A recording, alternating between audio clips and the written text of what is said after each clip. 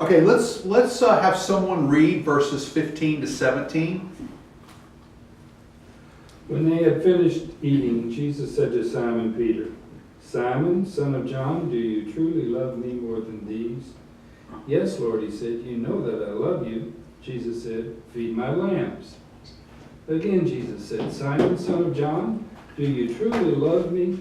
He answered, "Yes, Lord, you know that I love you." Jesus said, "Take care of my sheep." The third time he said to him, "Simon, son of John, do you love me?"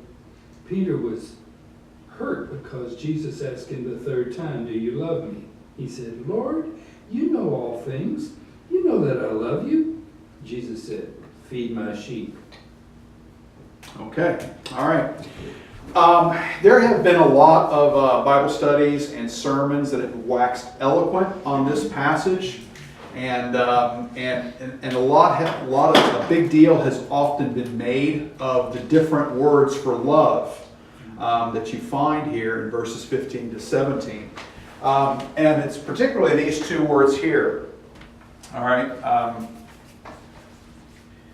and that is agapao and phileo. Okay, two words, both of them mean love. Agapao is a word that during the time of the Greek New Testament, it was a pretty general word. Meant love. I love you.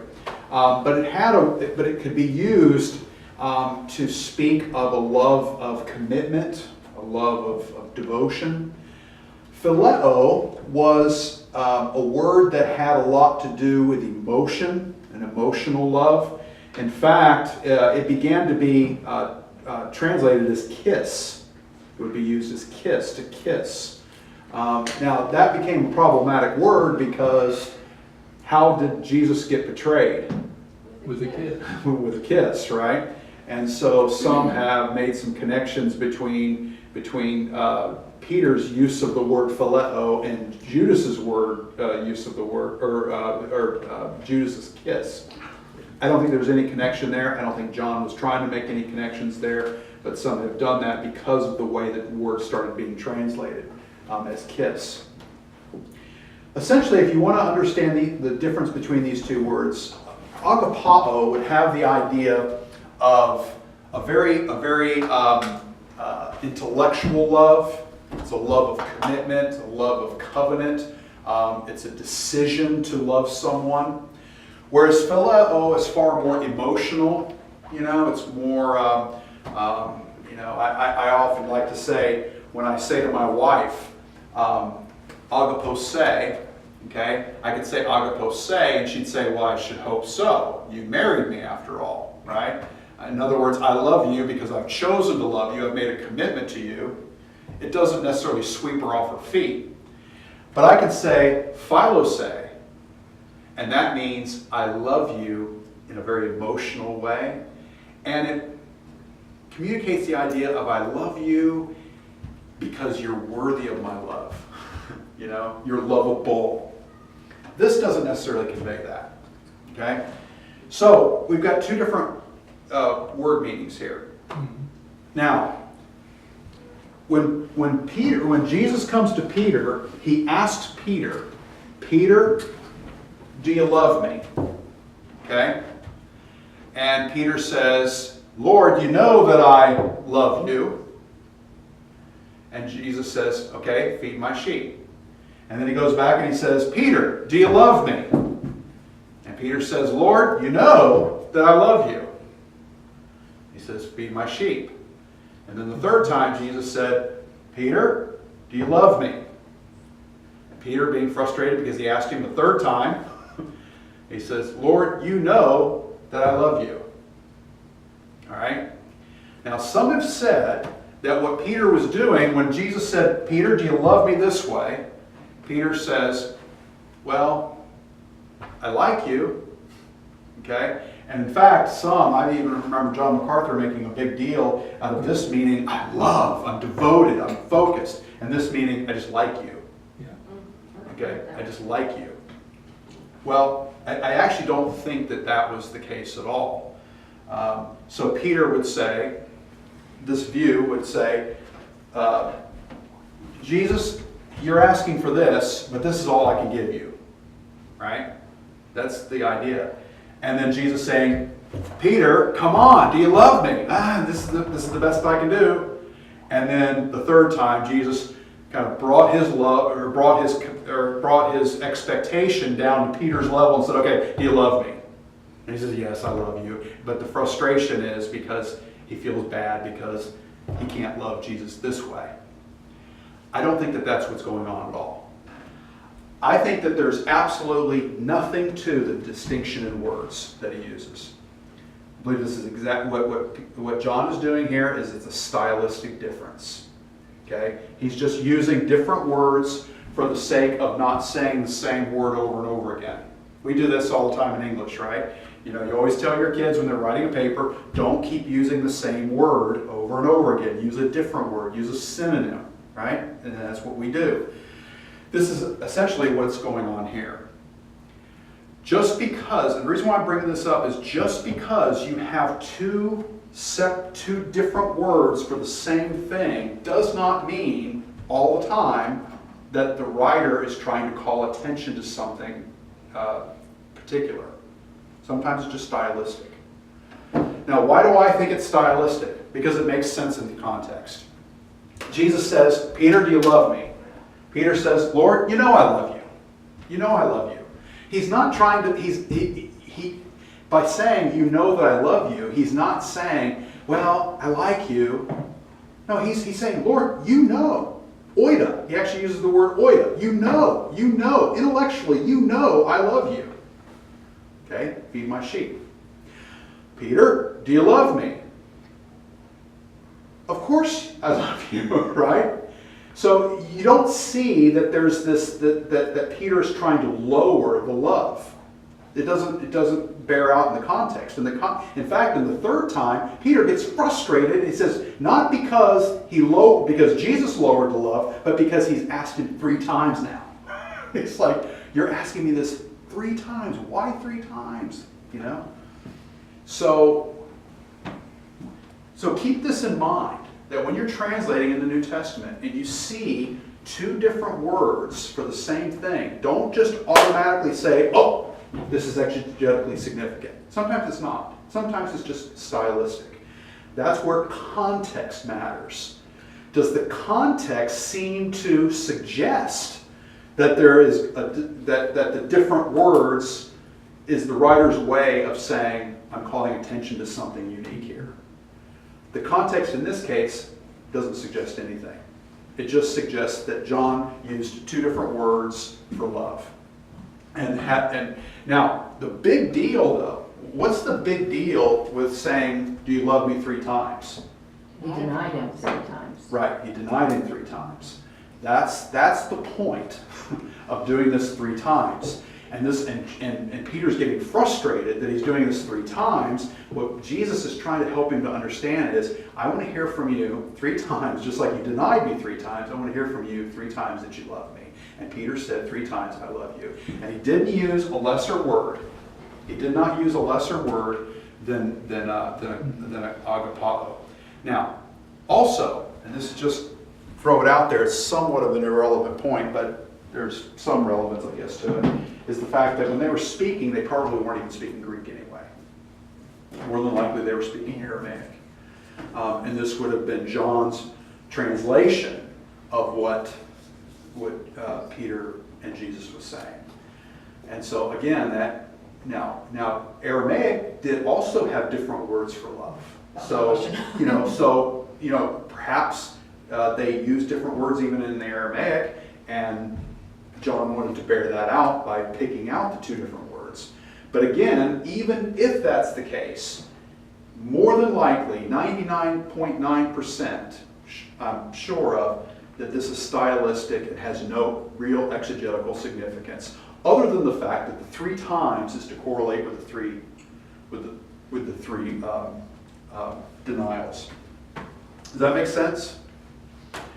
So, Okay, would it be fair to draw a distinction between the words if, for example, they were several paragraphs apart in different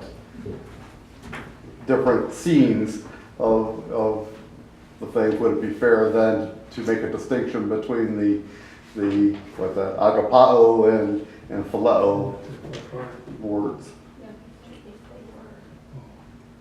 Over against the denials?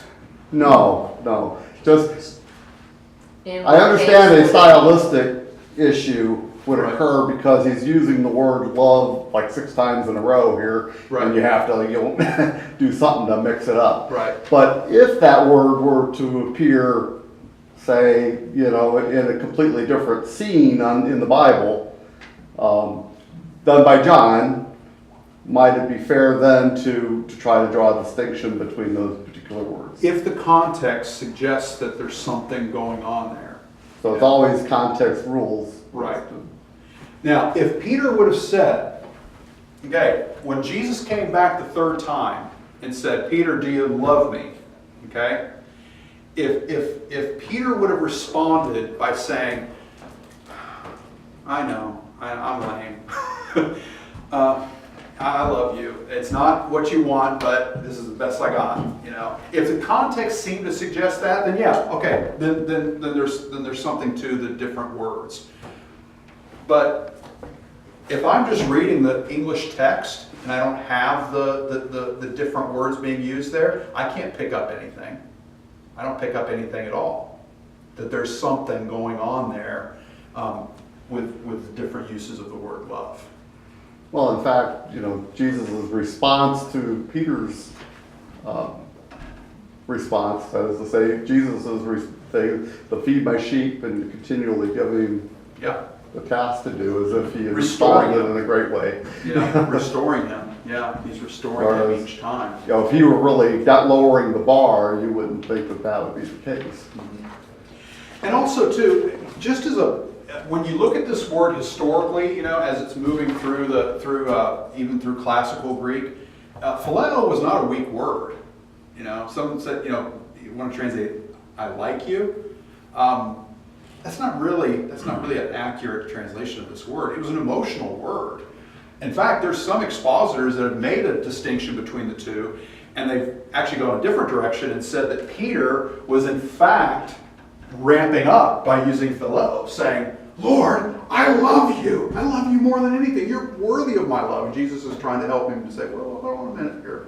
Slow down, hot rod. I need for you to have this kind of love. You need to be thinking about what you're about to do, because this is going to be a huge, huge ministry that you're going to have, and a very dangerous ministry. And if it's all about warm fuzzies for me, you're not going to last, right? Some expositors have taken that particular approach. Again, I don't think that's correct either. I just think this is a stylistic difference.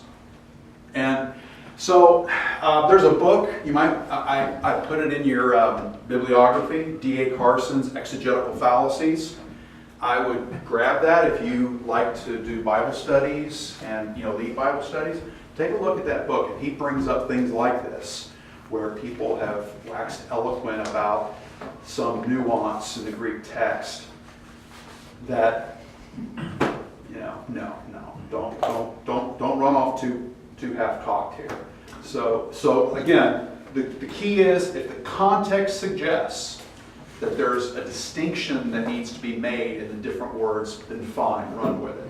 But if the context doesn't suggest that, then don't try to make something fly out of the different uses of words. I can't remember if this was a a conversation that you and I had or something I read, but aren't there some words, and agape is a good example, that were normal in their usage, and Christians then began to elevate the emphasis on certain words and give it expanded meaning or special meaning?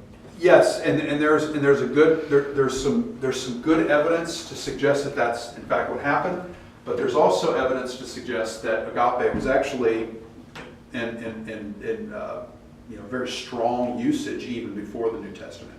See, and you and I have talked about this, that some have seen this, that agape was starting to decline in its use, and that Christians grabbed this and then said, hey, here's a word that's kind of falling out of use. Let's take it and use it as a uniquely Christian word, and we'll pack it with all kinds of meaning that it didn't have before.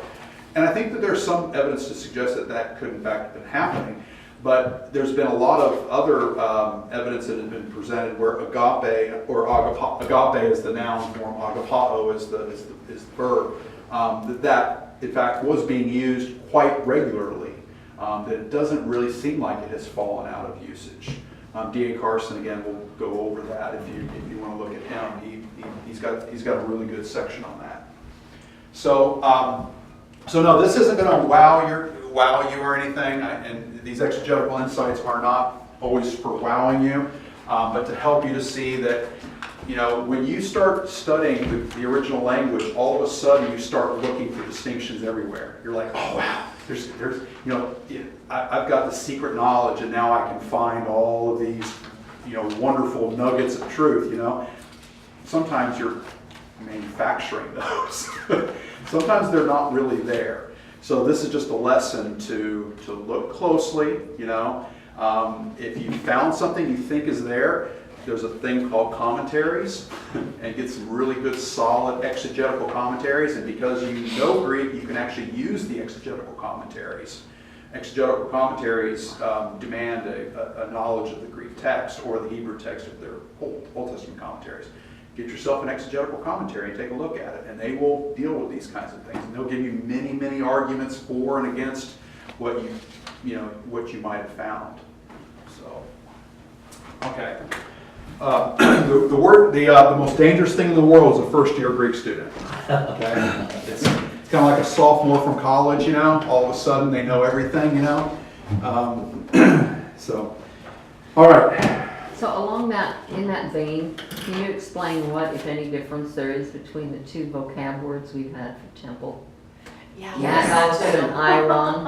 Iron and Naos. Naos. One.